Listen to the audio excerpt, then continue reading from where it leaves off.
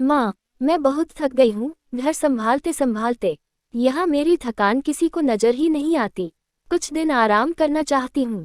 सोच रही हूँ कुछ दिनों के लिए अपने मायके आ जाऊं। आते हुए अपने बच्चों को भी साथ ले आऊंगी, वे लोग वहीं से स्कूल चले जाएंगे।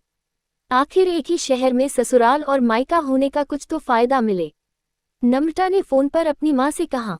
पार्वती जी ने दूसरी तरफ से कहा, हाँ बेटा, जब तेरी इच्छा हो आ जाना, आखिर ये तेरा भी तो घर है। ठीक है माँ, तो मैं कल ही आ जाऊंगी, नम्रता खुश हो बोली। हाँ बेटा, कल आ जाओ, मैं तुम्हारा इंतजार करूंगी। अभी मैं फोन रखती हूँ, मुझे मंदिर भी जाना है। कमला जी ने फोन रख दिया और सीधे किचन में गई। किचन में खाना बना रही बहू से बोली, अरे अनुपमा सुनो, कल तुम्हारी ननंद आ रही है। आज बाजार जाकर फल, सब्जी और मिठाइयाँ लेकर आना। बेचारी मेरी बेटी ससुराल में नौकरों की तरह काम करती है और उस पर कोई ध्यान ही नहीं देता। यहाँ आएगी, कुछ दिन रहेगी तो उसका मन और तबीयत अच्छे रहेंगे। सास के मुंह से ऐसी बातें सुनकर अनुपमा का चेहरा उतर गया। वो मन ही मन सोचने लगी, काश आपको मेरी थकावट भी नजर आती। मैं भी दिन रात झाड़ू पोछा, बर्तन, खाना बनाना, मार्केट जाना और हर वह काम करती हूँ जिससे हमारे परिवार वालों को कोई दिक्कत ना हो। काश आप मुझ पर भी ध्यान दे पाती। आपकी बेटी तो जब मन में आता है तब यहाँ आ जाती है, लेकिन मैं साल में एक बार ही अपनी माँ के पास जाती हूँ, तब भी आपको प्रॉब्लम होती है।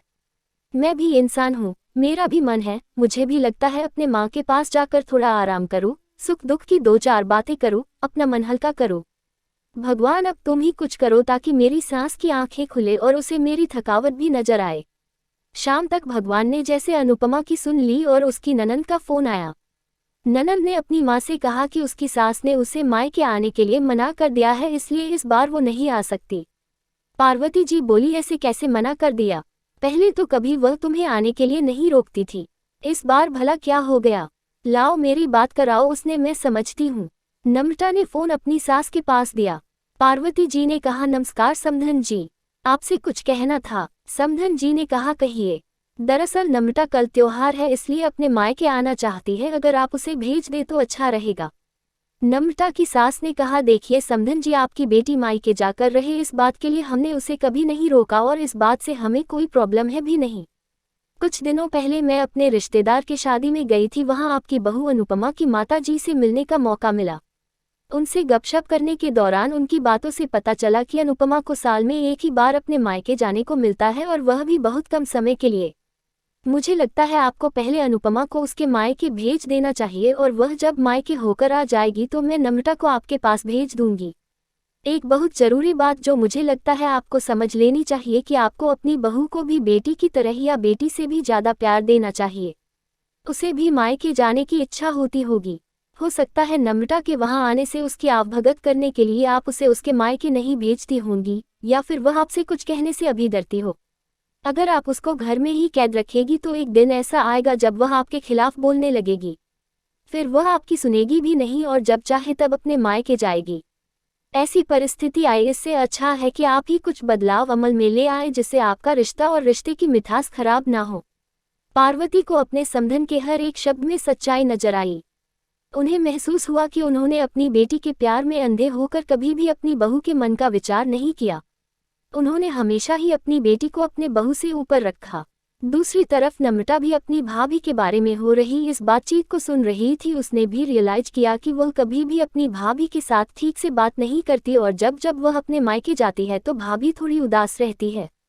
पार्वती जी ने अपनी बहू को बुलाया और उसे कहा कि अनुपमा कुछ दिनों के लिए नम्रता नहीं आने वाली है, इसलिए पहले तुम अपने मायके होकर आओ।